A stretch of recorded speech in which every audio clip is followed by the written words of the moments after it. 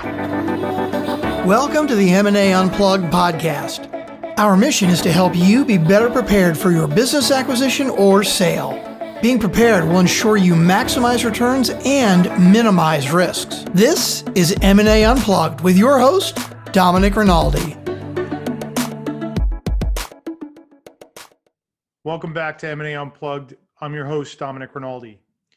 Integration of employees is such a critical aspect of any M&A transaction.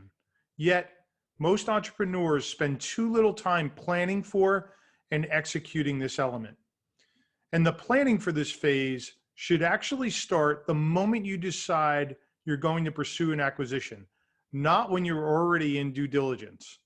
My guest today, Jennifer Fondrevay, is an expert in the human capital aspect of M&A transactions. She has personally been part of several large M&A transactions and seen firsthand how the human capital piece can sour an entire deal. From that experience, Jennifer authored the book, Now What? A Survivor's Guide for Thriving Through Mergers and Acquisitions, which eventually led to her starting her own consulting practice to help executives and acquirers stick the landing when it comes to the people part of a transaction. Jennifer shares key insights on the most overlooked aspects of integrating people, best practices for handling human capital, and how COVID has changed the landscape and the challenges it presents in truly analyzing this part of any deal. Jennifer is engaging and forthright in her advice, which comes from firsthand experience. I know you can learn a ton from this critical piece of the M&A process. But before we get to today's episode, if you want to avoid the common deal pitfalls and the risk of losing substantial dollars, you need to know how ready you really are to buy a business. Because I believe proper preparation is so critical to your deal success, we have published a catalog of free resources to help you be better prepared. You can access these resources on our website at k2advisor.com. K, the number 2, adviser.com. Being prepared is critical to ensuring that you maximize returns and minimize risks. Thank you for being here and hope you enjoy today's episode.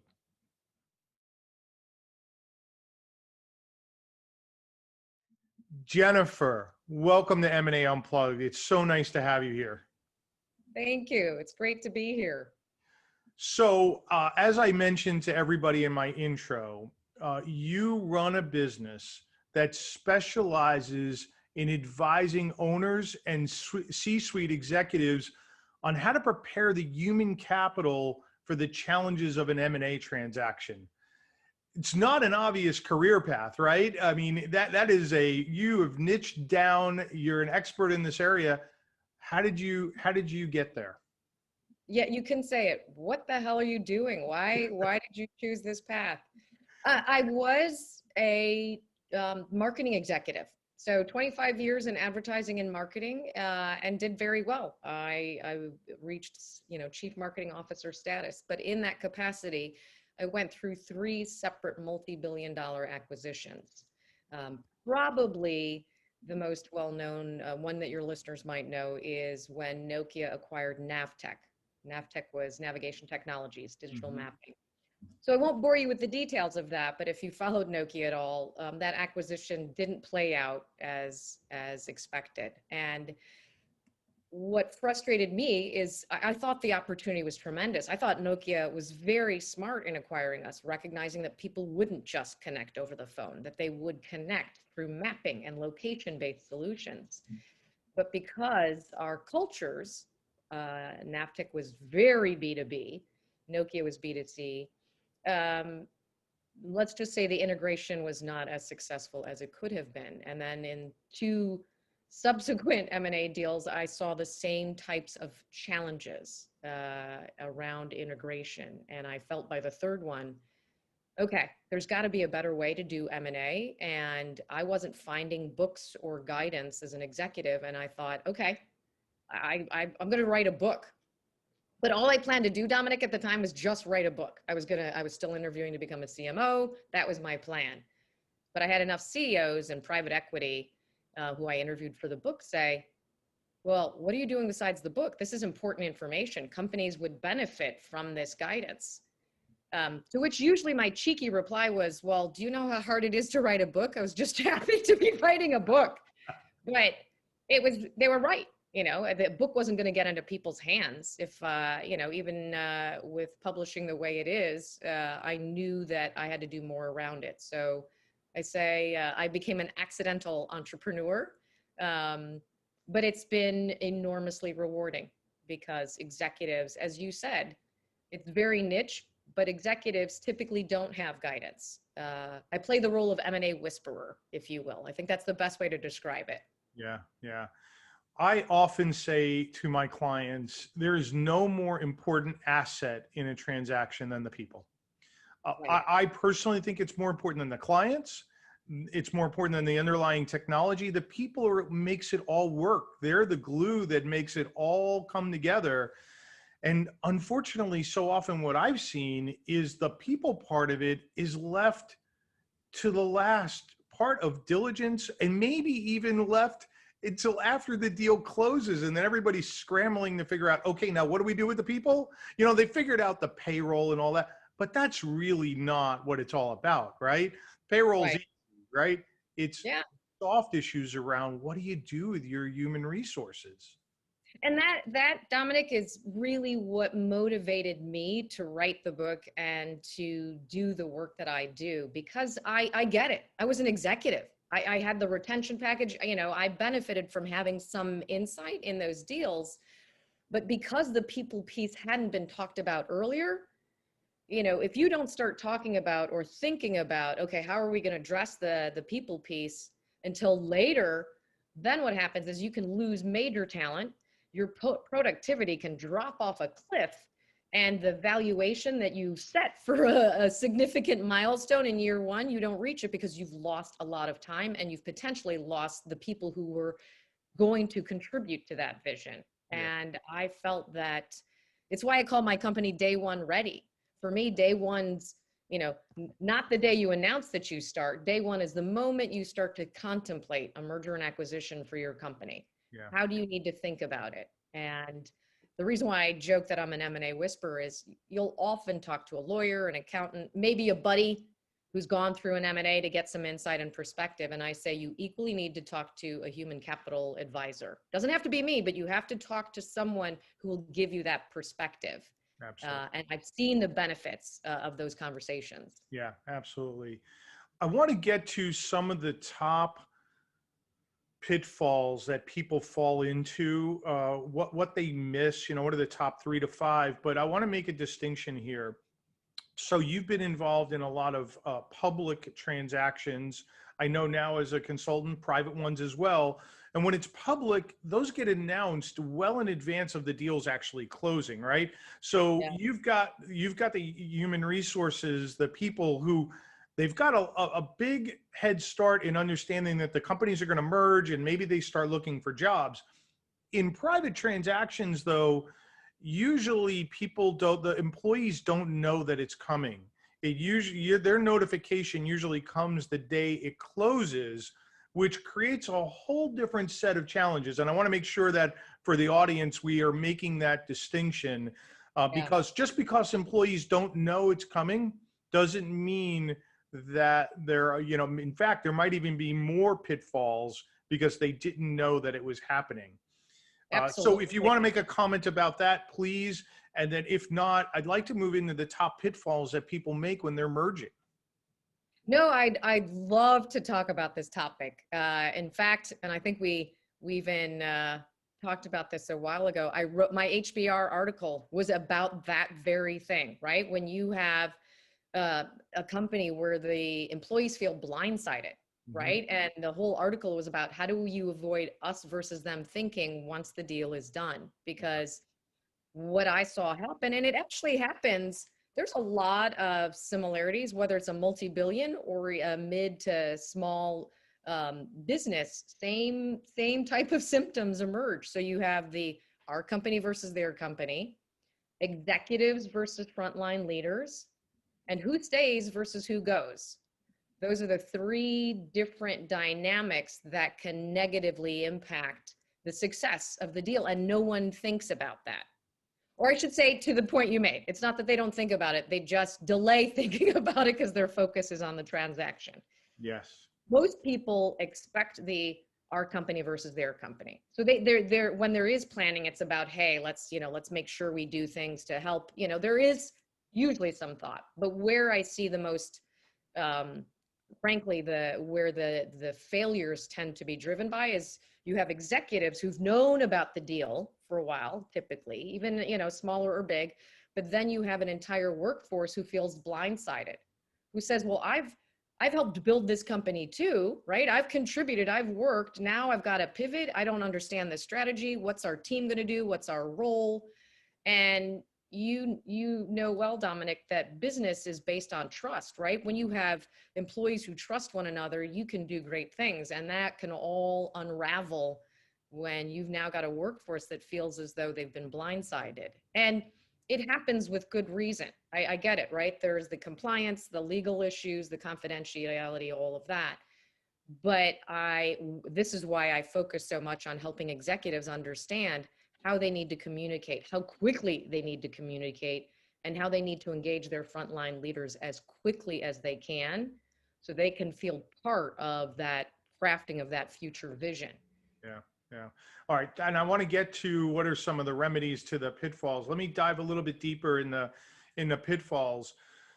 So when when a company decides, or an individual, high net worth individuals, investor groups come together and they decide they're going to acquire a firm, what should they be thinking about early on? What questions should they be asking themselves about the people, so that they can start to get the right frame of reference? So as they build the plan for transition, they're building the right plan. So are there things that they need to be asking up front, to be better prepared? Yeah, and it dovetails a bit with what we were just talking about. And it is possible. I find whether it's private equity or a business owner looking to acquire another, as much as they can have line of sight on what the frontline leaders are doing, how they work, whether it's a product, service, or solution, but getting as close as you can to the people who are actually engaged in the work. Because where I see often the disconnects are, and I say this as someone who became an executive, as you move up, you don't always appreciate the time, the resources, the budget needed to get certain things done, and what a realistic timeline is. Yeah. And so as much as you can have clarity around that. So for instance, I was engaged by a PE firm to go in and they, I wasn't presented as someone who's coming in because it was an acquisition, but it was more to interview certain frontline leaders about, what was going well with the company, where were areas of improvement, who did they think the true leaders were that were critical to the success of the company. And having that insight allowed both the president and the potential acquiring company to get very smart on how the work was really getting done. Yeah. And so I say that because typically the answer I hear is, well, we can't, right? Everything's confidential. You don't want to talk about it too soon. People will leave. I'm sensitive to that, but I think you can be smart and figure out ways to still get better insight on how the work's getting done. Yeah, I love that solution to the standard, you can't talk to my employees. There's lots of ways around that. The one you just cited, third parties that can interview clients and ask the clients their satisfaction with the company, and do they get good service? And so there's lots of ways you can really test what's happening without anybody knowing that there's an acquisition going on. And those data points can be really helpful. I mean, even to the point where it could cause, I've heard situations where it's caused buyers to walk away because they figured out there wasn't going to be a cultural fit, or the changes that they were going to have to make were going to be too foundational and they'd risk losing everybody. Yeah. And I'm so glad to hear you say the same, because I feel like that is just such a automatic answer. Well, we can't talk. You can't have that level of insight. And I think it maybe comes from my marketing background. You do focus groups, and you're asking them questions about one thing, but you're really looking to see how they answer for a completely different reason, right? And it gives you the insight that you need, and it frankly can help have people answer you more frankly and more openly. And that's what you're looking for. Yes. Yeah, you want to be as smart as you can going into this. Look, as an M&A advisor that represents both buyers and sellers, not at the same time, but in different deals, when we represent a seller, we have to convince them oftentimes that it's okay to have these surveys done. Now, there's a right time and a place for them. We'll always urge that the parties do it after some of the more fundamental diligence is done, like we've done financial diligence and we know it looks good. Like there isn't a non-human reason to terminate the transaction, right? And then if all that diligence works out, then you can move to these things, which are sort of like, I don't want to say they're the later pieces, because I just said earlier, you don't want to wait until the last minute, but they're not the first things you do. Yeah, no, and I'm glad you highlight. I mean, obviously you have to have hit certain milestones before you take those steps, because there have been instances where I've actually been asked, well, what happens if you get all the way to the end and then you decide not to do it? Yeah. And I'll say, you have to be aware that you've now made people aware in your executive leadership and defending how far down you've gone, your other employees. Yeah. There are ramifications that come with that. So if you decide not to do the deal, it's, the toothpaste's already out of the tube. So be prepared for now. You've got employees who are wondering, oh, okay, so our leader was thinking of selling the company or acquiring another. What does that mean about my job? Yeah, right. Yeah. We're really careful with clients about this. I mean, we've had a couple of situations just in the last 12 months where these surveys have had to happen. The buyer demanded them, but they were done and they were masked as satisfaction surveys or other types of surveys. So thankfully, all of those deals closed. But if one of them hadn't, nobody would have been any wiser that the owner was contemplating a transaction. So there really is a way to do it without anybody becoming alarmed or even aware that a potential transaction is in the works. Right. So Jennifer, let's move to, we talked about pitfalls. We hinted to some of the things you can do to be preventative, but what are some of the remedies that you, or some of the guidance that you give to owners around their human resources and the best practices for integrating cultures and people and taking care of them? Well, there's a couple of steps that I take, and where I've seen that companies coming together have had the most success. I like to try and do what I call a pre-mortem. So we know the post-mortem, right? The patient dies and you try and figure out what were all the things that went wrong that led to that. Yeah. In a pre-mortem, in a business context, you act as though you've made the decision, right? You're going to pursue the deal, and you have, and this is to your point, right? You're now at a stage where you're pretty much about to finalize the deal, and this is to see alignment. Are we aligned? How are we going to work out? So, I do a pre-mortem with the company separately first. What are all the ways that this could go wrong? How do you, and it's almost what I like to say is a reverse SWOT, right? You think about your strengths, your weaknesses, your opportunities, and your threats. Yeah. What happens if any one of those or several of those happen after this deal is done, right? What's the impact on that?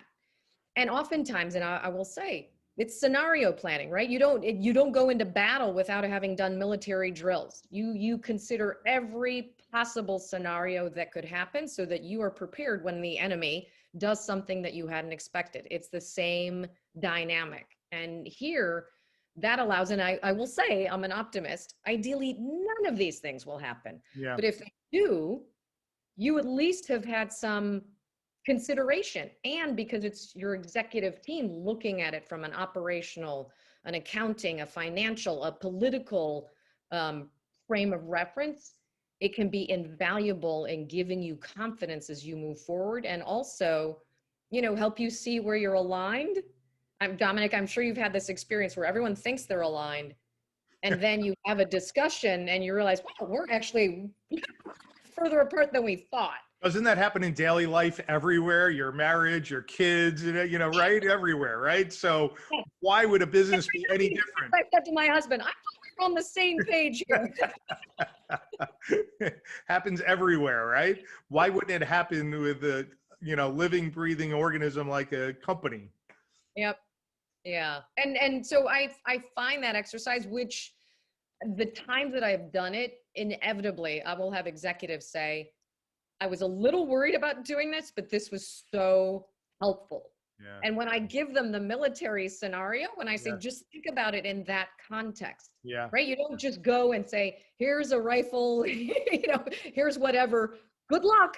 You do drills intentionally to be smart about all the potential scenarios that could happen. Yeah. And the kid in us always wanted to be in the military if we weren't, and we've got that fascination. And I love that drill. Let's do the pre-mortem. What could go wrong, and what would your response be to it? I think that's a great way to approach the human resources aspect of an M&A transaction. And actually, the whole thing. It's not just human resources, right? Well, what's bizarre, and I think in a past life, I must have been in the military because I use a lot of military references. Like I talk about frontline leaders, right? If you haven't had the insight from frontline leaders, it would be like going into battle without actually talking to the front line line and not having that insight. So it's just funny. My husband's like, what's with you in the military references? It informs a lot of how I think we can be smarter in planning around mergers and acquisitions. Yeah, I think it works.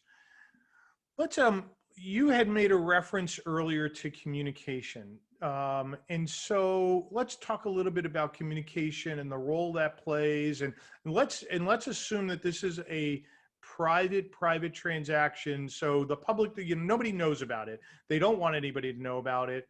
What are the best practices from your perspective around communication, the right timing? Is there some sort of approach that you take to communication with your clients that would be helpful?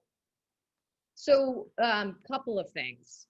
One, absolutely, communication's critical. But there's a cadence to the communication. So two things on the upfront, I say, be prepared to communicate immediately. Like you are sitting down with your entire workforce the moment you announce the deal, right? Already you probably have a certain number of people who are aware, but you're going to talk to everyone right away and you can't wing it. Yeah. This is not something where you because you're excited, you can't assume everyone else is excited too. You've been living with this. You've probably lived with it a lot longer because most executives I know, it's been in their brain for a while. Then things start to go into motion, but you are now announcing something where people instantly in that moment where you make that news, they go from thinking about the company to thinking purely about themselves. And I say to executives, this is not to judge. You would do the same. You are now finding out news that impacts your career, your livelihood. So you go. That's why I did an article on the secret language of mergers and acquisitions. The moment you say something, you become like Charlie Brown's teacher, because people now, all they hear is, oh my God, we're going through an acquisition. Yes. And there's a lot of negative baggage attached to M&A. So people automatically think, what does this mean for my job? What does this mean for my title? Will my team stay together? What is my husband or wife going to say? Yeah. And so I always forewarn executives, one, to be prepared, not to wing it, and to have crafted a vision for what the deal is intended to do. You need to paint a picture of where you're taking the company and why the two of you coming together helps the company overall be successful, right? So you paint that vision first. And what I say is the more executives can craft that communication with their executive leadership so that everyone's singing from the same songbook. Yes. And, the operations person will talk about it one way, the CFO might talk about it another, but you're all singing from the same vision. Yes. And you're helping interpret that vision for the different teams that report to you. Because where I find oftentimes there's a disconnect If your vision is so high level that no one understands where you're going, Yeah. and I can say from experience, when I was in the NAVTech Nokia one, the vision was so high level and it kept getting changed and finessed. And I say this as somebody who was in the marketing communications team, constantly trying to help people understand what the vision was. So communication cannot be underplayed. Yeah. The Yeah. other piece of that I say is this is where you go out of your way to solicit questions. Mm. Oftentimes you might have those town halls where you're just like, oh, I know that one guy or that one lady is always going to ask me a question. You solicit those. They're speaking for a lot of other people, and you want to hear that. And the more you demonstrate an openness to those questions, Yes. the more people will feel like, okay, well, I'll ask a question too. And really creating an environment for that communication is critical in those first, I would say, first 2 weeks. Yeah. Yeah. I think those are fantastic points. If I could add one thing to that, I always caution my clients too that the first thing they need to tell people is that they have a job, and Mhm. that if their compensation hasn't changed, the compensation hasn't changed. Because I think, to your point of Charlie Brown's teacher, they're worried about making the mortgage payment, the college tuition. People need to know that their security is intact, and Right. then they're willing to listen to everything else, right? And so, and if they don't have a job, those people need to be informed immediately and not let that drag on. You may have younger listeners, so we should explain Charlie Brown's teachers sounded like wah, wah, wah, like you couldn't understand Charlie Brown's teacher. Exactly. Thank you for making that clear. Jennifer, this is tremendous information. Let's talk a little bit about COVID, and how COVID. Because we love talking about COVID. Yeah, right. I mean, it dominates every conversation these days, but it's created a different workforce, a different environment, right? Different working environment. We're going to have distributed workforces. The list goes on and on and on.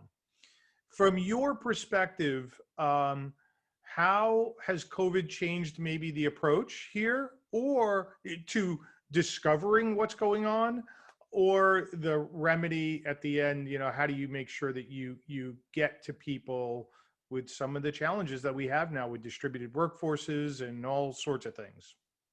Well, I'll start first with what I think was a profound lesson that has applications for mergers and acquisition. I think traditionally, our model for a leader is, they have a vision and they delegate, they have confidence, and everyone rallies behind them and you move forward.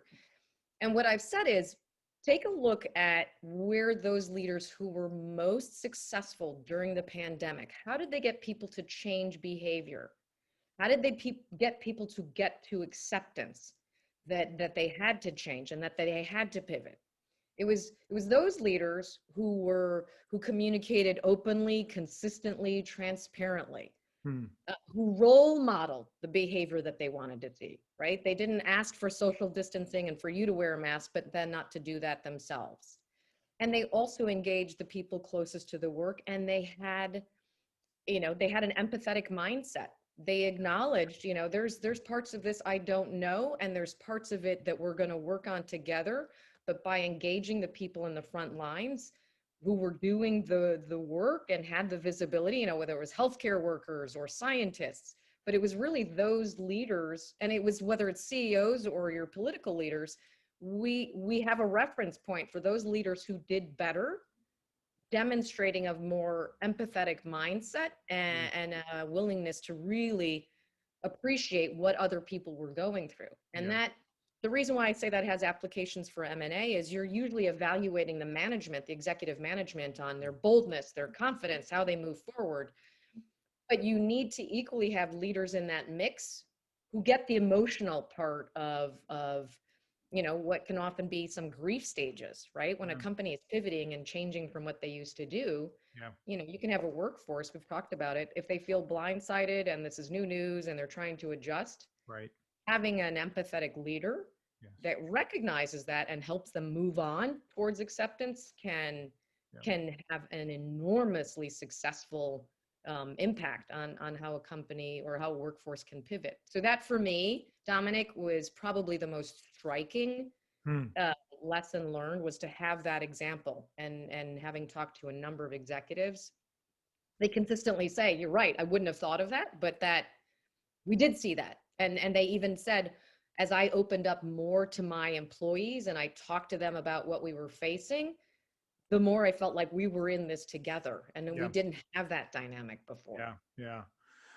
I think that's a great point for any business acquirers listening out there, that this is something they should be looking for in an acquisition. You know, how did those leaders handle their workforce?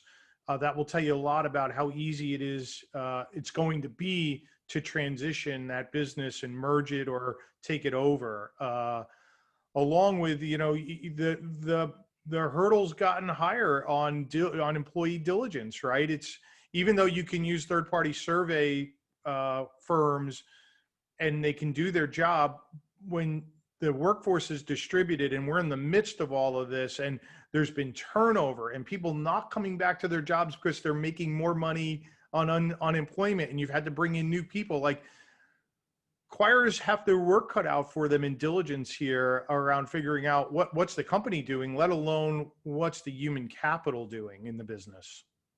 You know where I've seen some of the greatest success, and you probably have as well, but when executives and their executive team have called people, have had one-on-one conversations with members of their team. It's fascinating to me that, because we're so used to email and doing everything online, that now if you actually get called, holy cow, you actually know who I am. You know, you pay attention to the role that I play in the company. Right.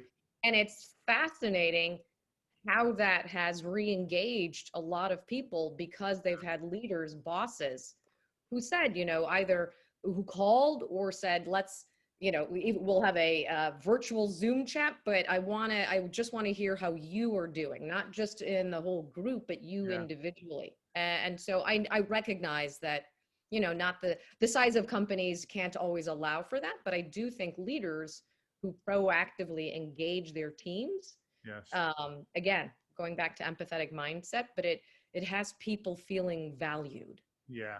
Yeah. I think that's such a great point. You know, I was reared in corporate America, and I can remember a time where, as an executive, we were forced through the human resources system to actually sit down on a quarterly basis with our direct reports and do a quarterly update to the annual plan. Now, that wasn't the only time you sat down face to face, but it was formalized. And if you didn't do it, you were getting phone calls, even as a senior executive. So I think we've really, as a culture, moved away from a lot of that. And I think that's so important. And now it's more important than ever, right? Right. Yeah. I mean, you've probably watched as closely as I have how the mental health, you know, I would call that an epidemic. It's just, Yes. because so many people have had to adjust with variables that were not anticipated. That's right. And, That's right. you know, it's interesting. I mentioned before the stages of grief that a company can go through. Yeah. A lot of the recent work that I've done is just to help companies who right now are grieving the future that won't be, right? The company had to pivot significantly. Right. They may have lost some people. They may have a new strategy, and, you know, you can get through it. It is, you know, you get to acceptance, but I think the more companies acknowledge the emotional journey that a lot of their employees may be on, you know, acknowledging that is an important step. Yeah. I think that's great. Well, we covered a lot of ground in a short period of time, but let me give you this opportunity. Is there anything that we didn't touch on, or a point that you'd really like to make that you think would be important for the M&A Unplugged audience to know? You know, what's fascinating, we've covered so much. The benefit that I see, one of the outcomes of the pandemic, and I'm always looking for the upside, is the recognition about the people, right? We've gotten very clear on essential workers. And Mhm. and I hope that stays. I think the understanding that the people who toil away at a job that maybe you hadn't really thought much about before, seeing how that contributes to the overall success of, not just a company, but a country, a state, a nation. And I'm heartened by that recognition, and I hope that stays, because that's frankly what both you and I have been talking about, right? It's the people, it's the people piece. Yeah, So keeping focus on that will help you be successful in business. absolutely. Totally agree. Great point. So you referenced your book earlier, but you didn't mention the name. So I want to give you the opportunity to do that, please. And then if you could leave a way for people to get in touch with you if they wanted to follow up and have a conversation about this topic. Will do. Thanks for reminding me to highlight the book. So it's a book that I looked for as an executive and I couldn't find. It's called Now What? A Survivor's Guide for Thriving Through Mergers and Acquisitions. I always emphasize very quickly, it's 225 pages. It's a quick read. You could get through it in about 3.5 hours, even if you're not a speed reader, and it's illustrated. So there are parts of the book. One are the stages of grief that I referenced. The other part are the personalities that emerge when fear is an operative emotion in a company. Mm. And so each of those 10 personalities is brought to life via caricature. Mm. And then ultimately the book is how to be smarter as an executive, how to prepare and be a good leader. And then as someone going through it, how to see the opportunity when things are changing. Awesome. And that's, the book was, I feel like I was on a mission when I wrote it, and I'm just thankful that it's had the positive impact that it has. Awesome. That's great. Great work. And how can people get in touch with you? So I know you'll provide links in the show notes. So jenniferfondrevay.com is my website. And I always encourage people to reach out to me on LinkedIn. I post a lot there, articles and content, and some of my illustrations. So please do reach out on LinkedIn. I feel, Domenic, that's how you and I got connected. And the more of us that are speaking this same message, I think the greater the benefit will be to business overall. Absolutely. Jennifer, a pleasure to get to know you, and thanks for being a guest. Really appreciate it. Thank you. Thank you again for having me. I hope you enjoyed this episode. All of today's information will be available in the show notes. If you enjoy our content, please remember to subscribe and review our podcast. I look forward to seeing you again on the next episode of the M&A Unplugged podcast. And until then, please remember that scaling, acquiring, or selling a business takes time, preparation, and the proper knowledge.